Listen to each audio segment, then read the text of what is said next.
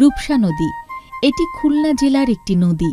নদীটির দৈর্ঘ্য ৯ kilometre, গড়প্রস্থ ৪৮৬ metre এবং নদীটির প্রকৃতি সর্পিলাকার।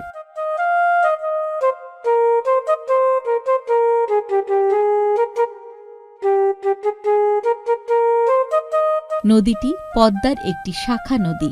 এটি ভৈরব নদ থেকে উৎপত্তি হয়েছে, পরবর্তীতে পশুর নদী নামে প্রবাহিত হয়েছে। খুলনা তথা দক্ষিণ অঞ্চলের লাইটার জাহাজ চলাচলের অন্যতম মাধ্যম এই নদী।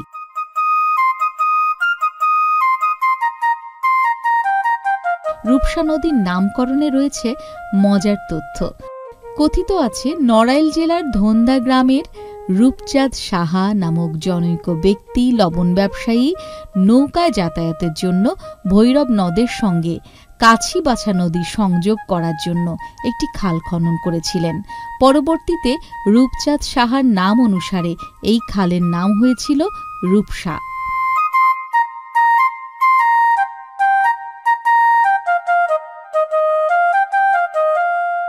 এই কৃত্রিম খাল ভৈরব নদের প্রচণ্ড প্লাবনে বিরাট ভয়ঙ্কর নদীতে পরিণত হয়। রূপসা শুধু নিজেই নদীতে পরিণত হয়ে ক্ষান্ত হয়নি, প্রচণ্ড ভাঙনের মুখে ফেলেছে কাজীবাছা নদীকেও।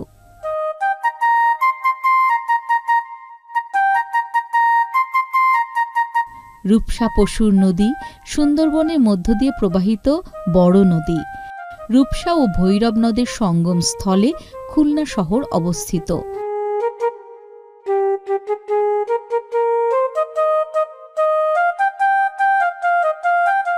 রূপসা নদী ১২ মাস সচল থাকে। আমাদের রূপসা নদী গঙ্গা নদীর শাখা। এই নদীটা কত জনের কত স্মৃতি মাখা। জোয়ার ভাটায় বইছে নদী বহু বছর ধরে, ক্লান্ত শ্রমিক ঘাট পেরিয়ে সন্ধ্যায় ফিরে ঘরে।